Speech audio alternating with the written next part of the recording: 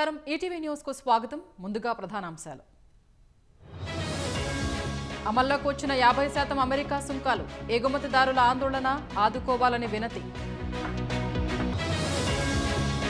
టారిఫ్లపై ఆందోళన అవసరం లేదన్న కేంద్రం ఇదొక తాత్కాలిక దశగా అభివర్ణన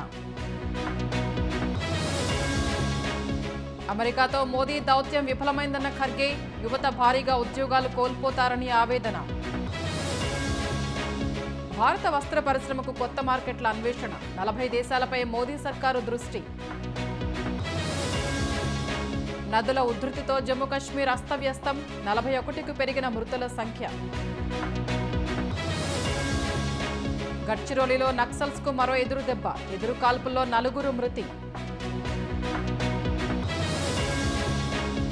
ఐపీఎల్ కు రిటైర్మెంట్ ప్రకటించిన అశ్విన్ వివిధ లీగ్లలో ఆటను అన్వేషిస్తానని వెల్లడి